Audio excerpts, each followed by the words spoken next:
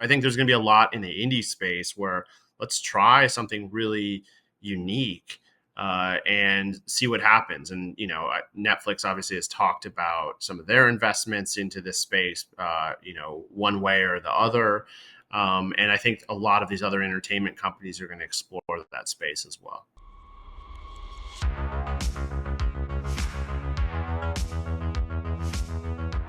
Hello, and welcome to Behind the Game, the podcast where we talk to experts in the gaming industry, sponsored by Yoda One.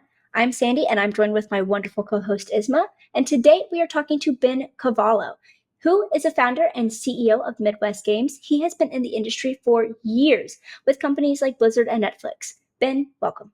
Ben, thank you so much for being here. Of course, it's great to be here. I always like to start with the question, because I always think it's really interesting. How did you get here? How did you find yourself in the gaming industry? Randomly, I was trying to go to school for sports management.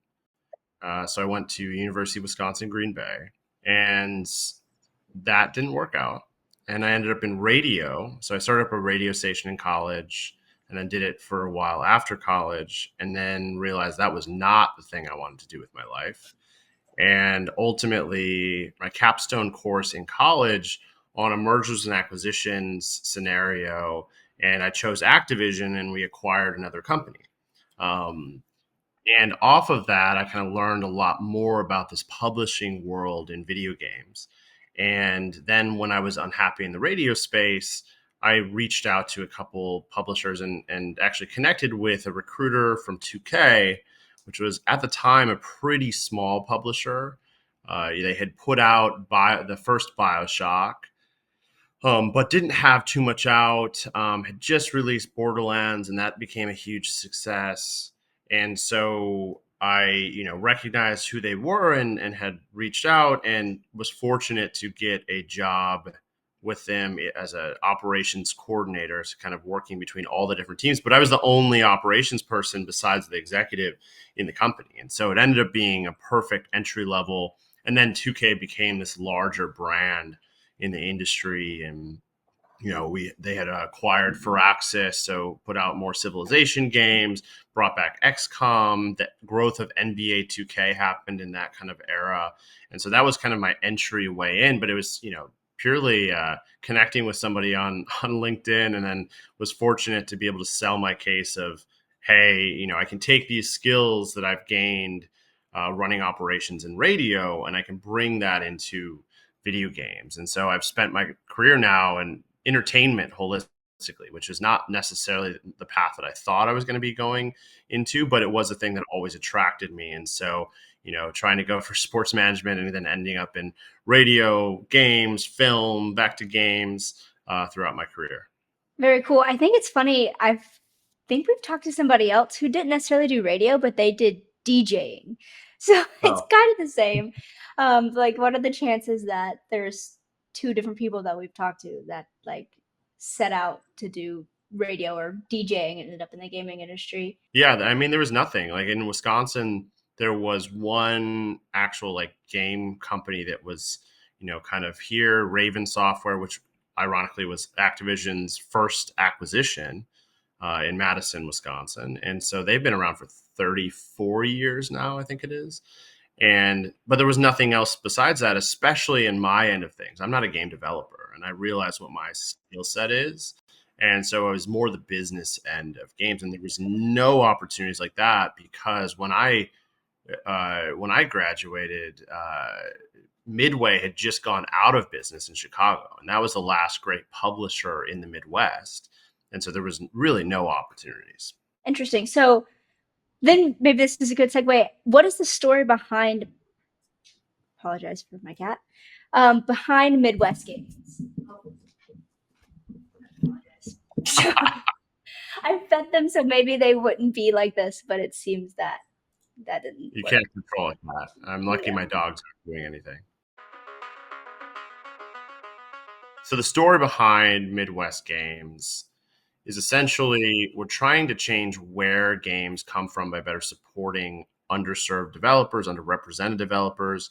We've created a bit of a cycle in the industry the same people funding the same people working in the same places. And, it's gotten to the point that 67% of the industry in the US, $106 billion industry in the US alone, tied for the largest segment worldwide with China, is in 3 states: California, Washington, and Texas. And so there's so few opportunities, and it ends up being the same people working with the same people, funding the same people, hiring their friends at their new companies, those companies growing, hiring more people they know. And that's why the common thing, you go to an event and people say, "Oh, the industry it's a small industry." And it is. And that's part of the problem, is we haven't diversified. And so by challenging where games come from, by going to a place like Green Bay, Wisconsin, and building a company, we are able to cut through some of the traditional cycles, because we aren't hiring the same people. We aren't bringing in, we are bringing in new folks from new places. We're investing in game developers in other places that aren't that 67%. And so we're looking at opportunities with developers in the Midwest, developers outside the Midwest. So, you look at a place like Mexico. There's a lot of talent down there, but not a lot of opportunity. And so we've signed a studio from Mexico, from Turkey, and looking at a lot of studios in places that aren't necessarily hubs right now, but could be hubs in the future. Interesting. Are you guys remote, or like the people that work for Midwest Games, or is it in person? It is remote. We do have an Okay. office because we're given one via our lead investor. So we're based right next to Lambeau Field, which is a really unique spot to be based in this place called Titletown Tech, which is a venture capital firm that was put together by Microsoft and the Green Bay Packers to bring more industry into Wisconsin, in the Midwest. And so, we were fortunate to have them as a lead investor. So we have an office there, but most of our employees are in Wisconsin.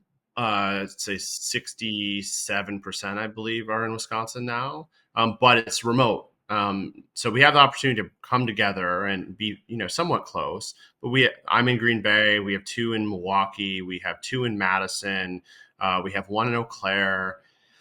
And then we have 1 in Seattle, 1 in San Francisco, and 1 in Raleigh. And, it's actually kind of fortunate that we did it this way, because, when we have strategic meetings, or we need someone to go talk to Xbox in Seattle, or, Epic Games in Raleigh, like, we have somebody in each of these places. And so we're able to kind of balance out between being really Midwest focused. So most of our employees are there, and still be having connections in.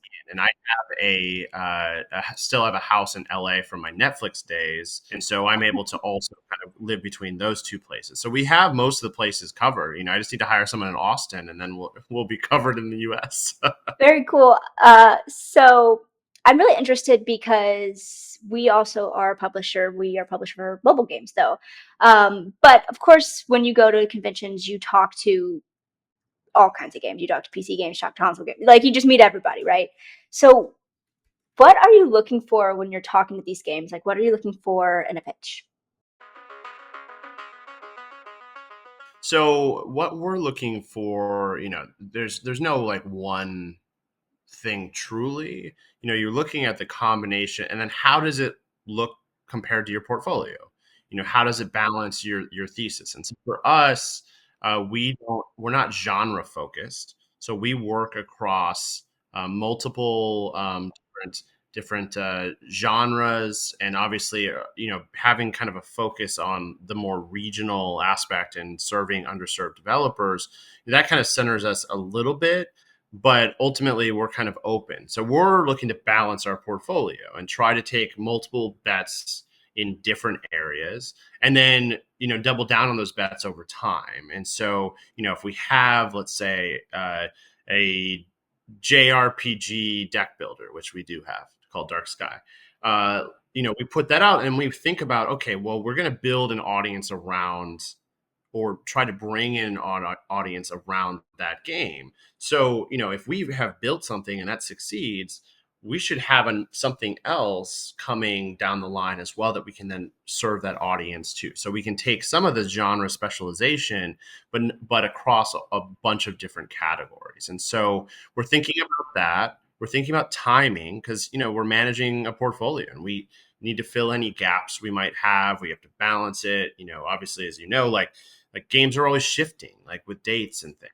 So you have to try to plan ahead, maybe put a bunch in a certain time frame, knowing that one of those are likely to move just based on the game development. So planning out the timing, we're looking at what are some other factors outside of things. So my team is built in really strong ways around IP and around the kind of growing IP and working with big companies. I come from Netflix. My CMO comes from Crunchyroll, led audience and brand at Crunchyroll. My COO helped launch PlayStation in Europe, helped relaunch Atari. My chief project officer helped to launch Xbox Live and worked at Midway back in the day and helped build Harebrained Schemes and Probably Monsters.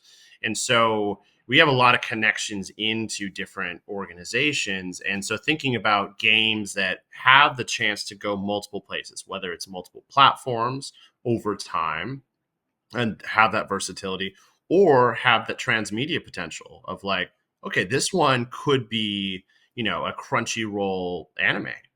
This one could be a Netflix film. And so thinking about those kinds of things, knowing that if it succeeds or if we find a unique avenue, that could be a reality for some of these things. So we're taking that into consideration from day one of, does it have the potential larger world to explore? Even if the first thing that we interact with is a very narrow focused experience, does it have the potential to do more, and will folks be able to see that? So that's definitely a factor we take into account given our backgrounds, and the potential to like really build these universes in multiple larger ways. Do you see like especially on indie studios? Because honestly speaking, from big studios and big company, I see that there is a struggle on creating new original IPs or original ideas because of the transmedia, right? Because if something is working well, it can work as a movie, it can work like more merchandising, a TV show. We just release another sequel, another remake. So how do you see this trend affecting indie studios when it comes to go with new ideas, new type of gameplay, or original IPs? It's a trend that you see the indie developers trying to be more creative, or just trying to follow the same line that everyone is following. I think why I love indie space and why we're investing in it is that is where innovation happens. That's where new creativity happens.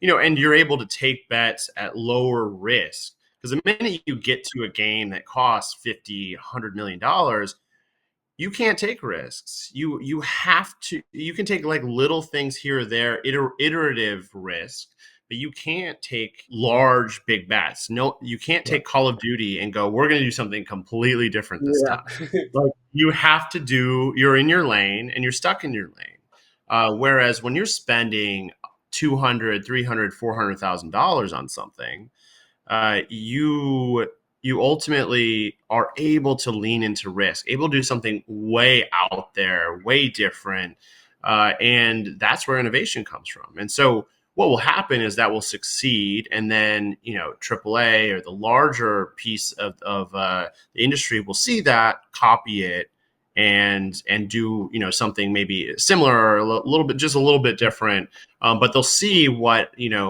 people attach onto in the indie space. And so what I love is just the ability to lean into that, see new innovative approaches to things, or things that you take something that is tried and true and flip it on its head in some unique way. And that's just a fun area to be in. So yeah, this space they're not trying to do what, I mean, for the most part, you occasionally get developers that are trying to do that. But even when they are trying to do it, they're doing it in a unique way. They're building like something that ultimately they're trying to solve a problem because they love a certain franchise. They love Halo, or they love, something, and they want to take that and do it differently and do it, in some kind of better way or some kind of missing component. And so, they do that, and it's still a pretty narrow experience compared to the holistic of what, something like Halo would be. But they're able to put something out there that, who knows, like if an audience attaches onto it, even if it's, some like not a not a like you wouldn't call it a highly polished game, you can still just make something that's really fun to play, and that's ultimately what matters. Is it's fun to play. And we've seen so many of those types of games just take off in big ways. And this year, what, 9 out of the top 10 games so far this year are indie games.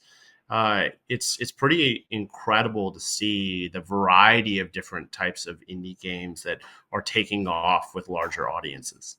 Do you think that this comes from an adaptation period with the hangover from COVID and after see so many failures in big companies? So because it seems like it's a trend when we're seeing more and more indies coming out, right, and in a more successful way. Which I love it because it hasn't been the case for a long time. But why do you think this trend is happening in your opinion? I think it's a ebb and flow that naturally happens over time. You have these creative periods, these innovation periods, but they usually are following a period of a lot of the same things over and over and over. And I think, the film industry is also potentially going through it right now. Yeah. So many comic book related films have gone in the market, and it's like, okay, we need something new. Now those film companies are investing in video game. If we look at the Ubisoft model, it's ultimately, uh, they take something that tried and true, and they continually just add to it, and that's fine. Like, you can create large fan bases with that, but people get tired of it over time. They want to try something new. They want to move in. They want to do something innovative, or be part of something innovative. Be part of, like, you look at Helldivers 2 and what they were able to build, and a lot of it is around the community and the approach that they took in getting people in, making them feel part of a movement. Like, you really can make an impact, and you can save democracy. And all of that silliness, but it was just a new take. Now, like, gameplay, and, like, obviously there's things that they're doing that are really innovative, but how they approach the community building like, part of it, and the meta, this larger meta, hasn't been done in really strong ways. Now, AAA folks are going to see that and going to copy it for sure, and figure out, Call of Duty is going to have some larger meta now, and they're going to have some of the, they can do some of that and still be tried and true to what they do normally. And it's just, so I think, to, like, ultimately answer your question, it's all waves. Like, it comes and goes. Something, something, a bunch of new things will pop up that will be copied over and over and over again. People will get sick of it, and then another new wave will come of new innovation and new things to try for audiences. Right. I mean, it makes a lot of sense, especially what you mentioned about Hollywood, that it feels like right now the movies are kind of stuck on, okay, Fast and Furious number 11, or this movie is gonna, like, we're reviving the same IPs from 20, 30 years ago. Even they stop making movies, they're gonna revive it and everything. Do you think as the transmit is happening more with games, of course, we see more and more games getting adaptations, but do you think it can happen the other way around, meaning having sequels from iconic IPs, but being games? Yeah, I think there's going to be a ton of interesting projects coming out to try to expand IP into new areas, and games being 7 times larger than films, games being larger than films, TV, music combined times 2. There's so much space there, and what we're going to see is IPs trying to grow in very different, unique ways because there is those kinds of opportunities out there, and so I wouldn't be surprised if you started to see some of your favorite IP out there, but a romance simulator or a something like really unique and odd, and like you're like, okay, that's really weird, but it's also kind of intriguing because they want to hit new audiences. They want to get people into some of the older IP that maybe doesn't have as much traction as it used to. And there's so much valuable IP out there that can be brought back to younger audiences. And so I think there's going to be a lot of folks trying to do that. And the only way you do it is in really kind of unique ways. If you just do the, tried and true, people just don't like that. If you try to make a big AAA game out of it, that just isn't working these days. And so I think there's going to be a lot in the indie space where let's try something really unique and see what happens. And Netflix obviously has talked about some of their investments into this space, one way or the other. And I think a lot of these other entertainment companies are going to explore that space as well. What do you think about the Netflix gaming era and all the games that are coming to Netflix? Do you think that's something that's going to take off, or do you think that's something that might just kind of be on the sidelines? I'm a big believer, I still drink the Kool-Aid of what the overall picture of this could be. And really, if we think about the streaming wars, for example, ultimately it's all around accessibility to content. And, fortunately, films, TV, documentaries, like it's not too complicated. So you can more easily stream that on any device at any time, anywhere in the world, especially as you look, internationally. A lot of people don't have a TV in their living room. Their mobile device is their TV in. And so what Netflix unlocked with that was being able to access people that were ignored previously, that didn't get the content. And they realized that while you could argue the best possible experiences in a movie theater for some of these things, and having worked on the Films Initiative from the very beginning and saw it firsthand, it's a great experience, but guess what? That's not what everyone needs. And that's not what everyone wants. And so instead, make it about what people want to do and how they want to consume content. And I think games is about to go through the same thing. So them investing into games where there's a future where you could play any game, within a service, anywhere with anyone at any time, like that is the future that I believe in. And cloud, we know, will eventually be here. I think it's 5 to 10 years away, still, but we all can see how that can work. And them investing in that early puts them at an advantage. It's the same thing with streaming, where they invested before everyone else did.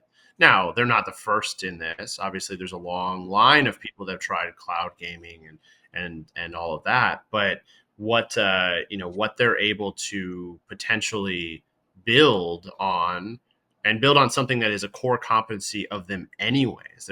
They're used to delivering content to everyone in the world on multiple devices. And so I think they're setting themselves up well and focused enough, because they're a content organization ultimately and delivering content to consumers. They're not, like Google and Amazon, where they have a million things going on that they get distracted by other things and don't really follow through. And so that's why I believe in what they're doing. But, there's a million different ways it can not work. But as long as they stay committed to it, I believe they can build something really powerful. And people can talk all day about, oh, well, only 1% are playing on a daily basis or weekly basis, whatever, or I think it's monthly, I forget. And I'm like, 1% of Netflix is massive. It is massive, and people don't think about that. And also, gaming just does something completely different than all the rest of their content. because gaming retains people at a much larger rate, and they're working at such a scale that no one else understands.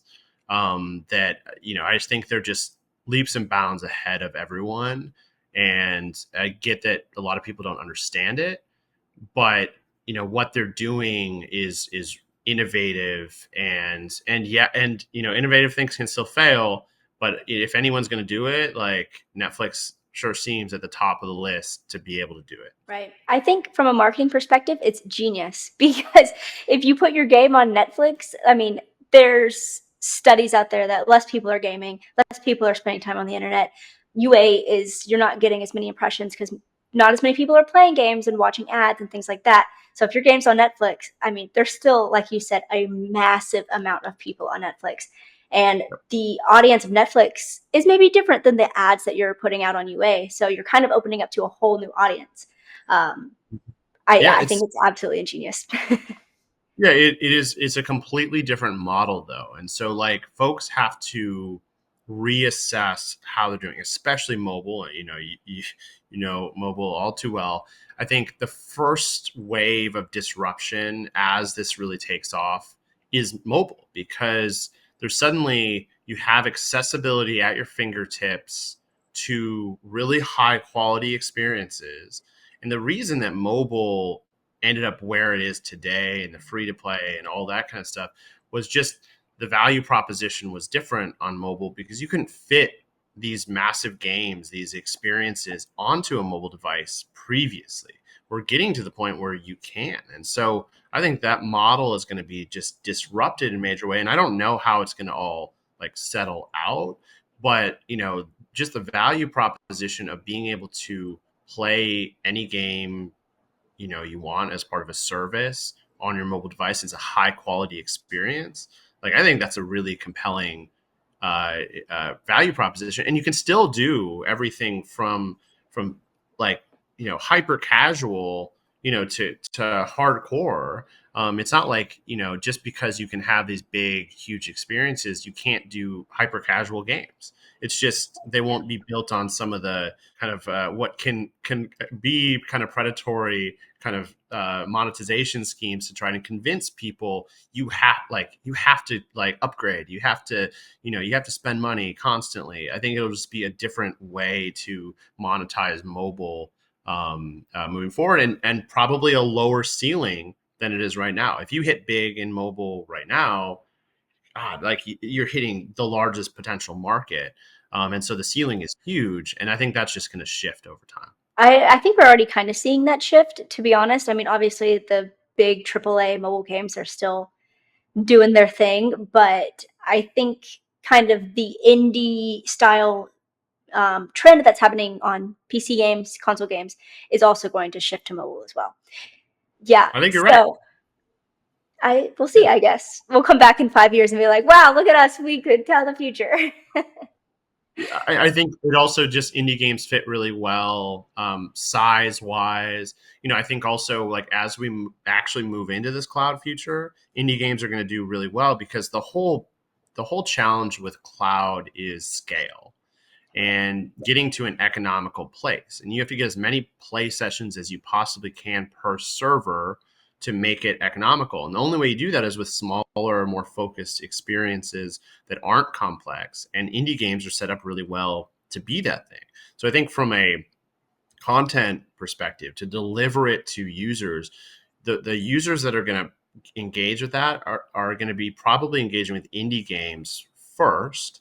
And then as things scale, as technology continues to improve over time, then some of those larger experiences will also come into that space. But I think indie will be that first touch as we move into the space, just because those games fit better. Talking about all these indie games, and you're looking and you're talking to these developers of these indie games, do you have any benchmarks for them? Because obviously it's a lot different than, your AAA games, and indie games can kind of vary in metrics and depending on the genre. So do you have a set benchmark that you look for, or do you kind of go on feeling? Well, as we're bringing a game to market, especially since Steam is our first platform, a lot of the signals come from Steam. So what are your wish list numbers? What's your social following? Obviously, is the outside of Steam metric. How is it all trending? All of those are really good indicators. There's, knowing the algorithm on Steam and how it affects things is really key, because you have to get to a certain amount of wish list before you even get the kind of algorithm promotion that you need to really succeed. Right. So that affects your timing. If you're not quite there, it's actually better to push out your title and wait for you to get there. Now, if you're never going to get there, you're never going to get there. Like if you're not seeing the positive momentum over time as you're adding more things out into the whether it be socials or however you're promoting the game, and you're not seeing that positive trend up, then that's that's a good sign to go back to the drawing board and say, okay, well, are we positioning this right? Are we actually hitting the markets we're going after? And so, a lot of that can just be indicated by the wish list numbers, and are you being accepted into showcases? Meaning, like, there's interest from the industry in what you're kind of putting out as well. So all of those are good indicators from a Steam platform perspective. For consoles, like especially for indie games, they want to see, well, yeah, how are you doing on Steam as well? Like, and if you put out the game, how did it do? Because that will help indicate, are you going to get some kind of deal with Xbox or PlayStation? And so that's helpful, or are you going to just try to go multi-platform, which is really tough to do in the indie space because it's really expensive. Porting an indie game costs between $150,000. That's the budget of the entire game for some of these. And so ultimately, you just have to look at a lot of that momentum and in multiple places, and try to align to the best beat and hope that you're not overshadowed by something else that is coming into market, which is always a huge challenge. There's just so many games coming out, like 40 a day onto Steam. And so it's really challenging, and it's even more challenging on mobile with just the mass saturation of how many games can go out. And there's so much noise in market, even though most of those games are smaller experiences, don't have huge followings. It's still noise, and it's hard to cut through that. Do you have any advice on how to cut through that? How to make more noise for your indie games and, beat out the big fish as a little fish? There's so many different ways to do it, and everyone wants to like use the case study of the one that succeeded. They always want to like be like, oh yeah, this is how this game succeeded, and it's like, cool, but 100 other games just tried that same thing and didn't succeed. So is it really that thing that did it? I'm a big believer in being transparent, sharing your game with audiences, letting people come into the development. That's why early access could be a good way to launch, but not every game type works with early access or works well with early access, and not everyone has that ramp up. And so it really depends on the game, but sharing with audiences, being very transparent tends to work.